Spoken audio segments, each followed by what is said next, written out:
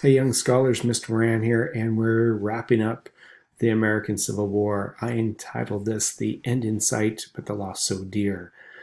Now that President Lincoln was reelected, remember we're talking about the election of 1864, he could focus on the conclusion of the Civil War and the issue of the enslavement of millions of Americans. Lincoln struggled to gain congressional support for the 13th Amendment, but with much political arm twisting, he achieved his goal.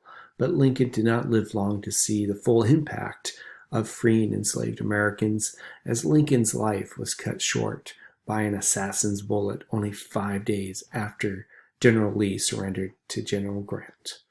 Not only did Lincoln's death mark the end of the Civil War, but 620,000 Americans were killed during the Civil War. In fact, more Americans died during the Civil War than in the Revolutionary War, War of 1812, Mexican-American War, World War I, World War II, Korean War, and the Vietnam War combined. But before his death, President Lincoln was able to push the 13th Amendment through Congress, the amendment that outlawed slavery.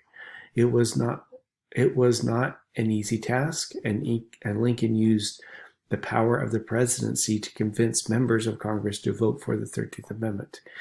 In the end, the amendment barely passed Congress, as 6 senators and 56 House members voted against the amendment to end slavery in the United States.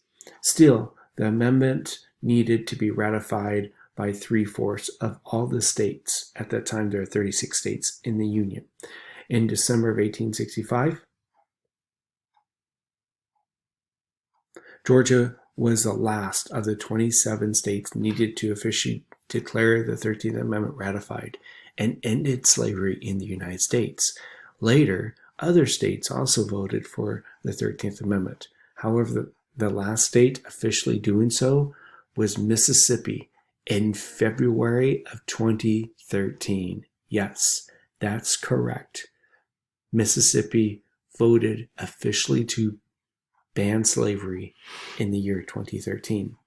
Then during this time, Johnson was president. Congress pushed through the 14th and 15th Amendments. So you're going to learn more about those. So today, you will understand who assassinated President Lincoln and what was the motivation, understand what happened to the assassin, and be able to describe the important parts of the Civil War amendments. That's what historians call the 13th, 14th, and 15th Amendment. So what to do? You're going to view the Lincoln assassination video, and then I have a very short video about the Civil War amendments, 13th, 14th, 15th, and then you're going to take a quiz.